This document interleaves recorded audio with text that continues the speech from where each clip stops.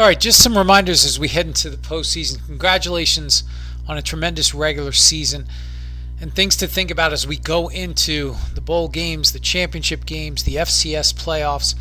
Remember, your foundation is the process. We have to stick to our pre-kick, pre-snap routine. It's every play. We don't take plays off. We've got to communicate well. We have to be good in terms of anticipating from a competitive effect standpoint. We have to be aware of the game clock and the situation throughout the game. So as we talk about targeting, we've done a really nice job, both FBS and FCS, one disqualification every 6.3 games. And remember, we have to confirm all of the elements in order to disqualify the player and go through your process. We know we start with whether the player is defenseless or not, and then we work our way from there. And if there's no flag on the field, let's not be overzealous in terms of searching for targeting. Let it jump out. Let it come to you.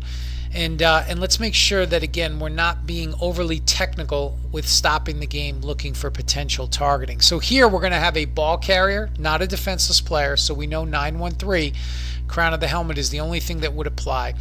And we're going to get some contact. Does this truly jump out off the screen? Maybe there's a little bit of a slight dip, but certainly does not appear to be crown. And we'll look at a replay coming up here, and you watch the defender's slight dip. You can see the crown of the helmet the entire time. Maybe this is forehead, maybe this is face mask, but this is certainly not what we want for targeting. And we should be able to very quickly confirm that we don't have a foul for targeting here and let the play continue, let the game continue. Certainly if there's a flag for targeting, we'd want to overturn and take the targeting off in this situation. Let's make sure we understand the attack portion, right? We have a ball carrier. We've got a defender here, right? We want to make sure that we're looking at the defender. Once we establish the player getting hit, then we look at the player initiating the contact. What is he doing with his head, up or down? And he's certainly lowering his head, and he does appear to be leading with it. When we say leading, right, what is that forward part of the body?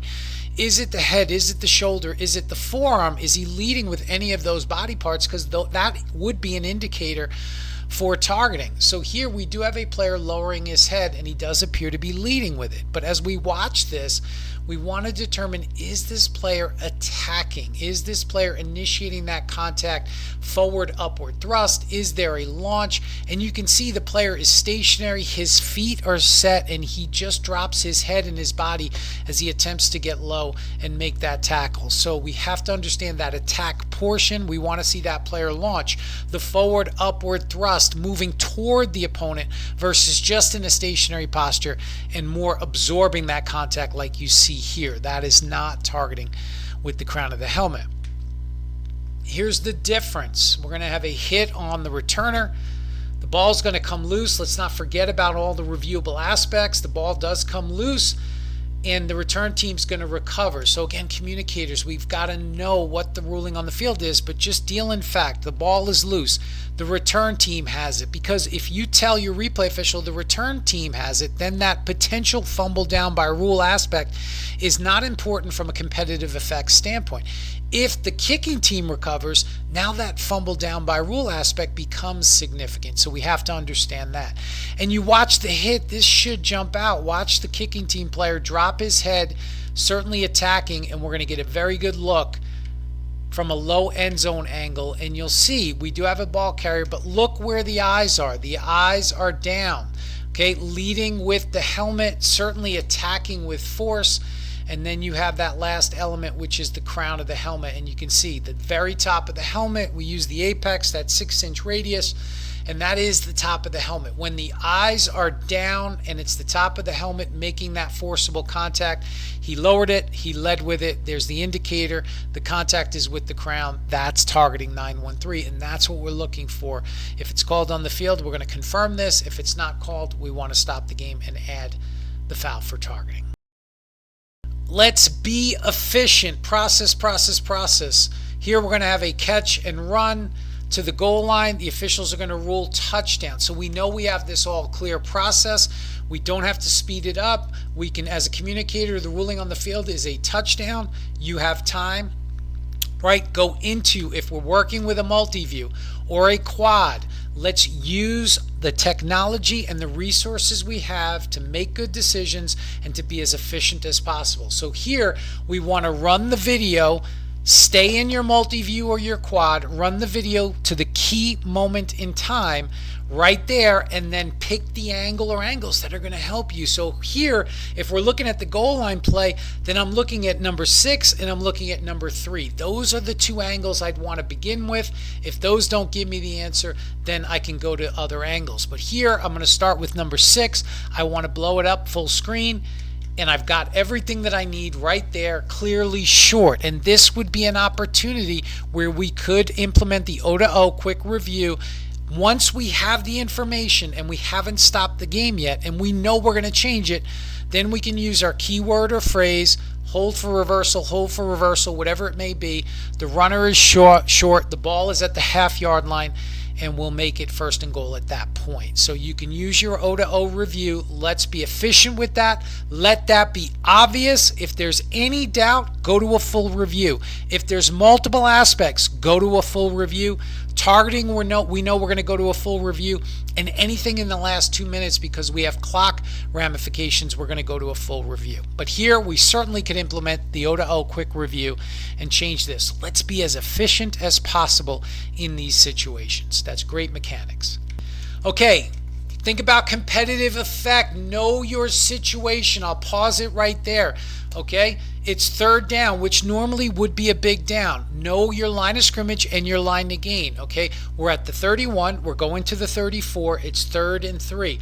But understand the score and time becomes a factor the later we get toward the end of the game. And here with 5 minutes to go and the score 55-14, what we've got to be thinking about is the only things we're going to stop are targeting or obvious mistakes, and TV is highlighting those mistakes. So for the integrity of the system, we will quickly correct those. Those don't happen very often, right? We don't make many obvious mistakes.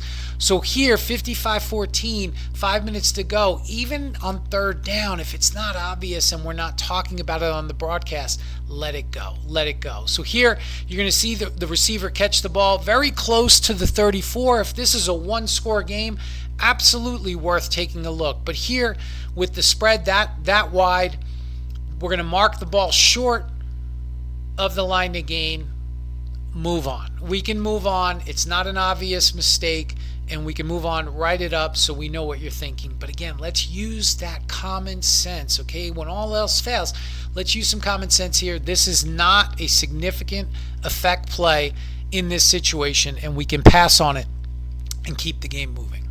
All right, as we think about clock, right, we've got to be on top of the game clock. And the game clock, the first threshold is at 2 minutes of the second quarter, right? That's when the game clock has to raise to your level, the top of your priority list. Here, certainly, we're inside 2. We've got a tie game, 10-10. So contrast this situation with the previous play where it's 55-14. Here, we're in this. Okay, we've got a close game. The clock is at 1:22. It stopped at the start of before the snap, but let's watch the clock. Watch what happens here. The clock never runs. So we've got to be on top of this. This clock does not run for 12 seconds. 12 seconds in this situation is big, is significant. So we have to be on top of the game clock. Communicators, right? At the end of the down, check the clock status. If it's an incomplete pass, did the clock stop? If it's a run where the runner is down short of the line of gain in the field of play, is the clock running? Those types of things. So here we should be able to recognize this and quickly O2O that we need to wind the clock. And in this situation, if we recognize it late, this is a significant timing situation. We can stop the game and correct it because we don't get 12 seconds off the clock. This is O2O communication that we want to help in these situations. But again, you've got to be on top of the game clock. And we're not talking about with 13 minutes to go in the third quarter. Don't take this and say we're going to correct and be the clock police in 1 or 2 seconds with 13 minutes to go. This is significant. 12 seconds should have run off the clock in this situation. Tie ball game, 1:22 remaining.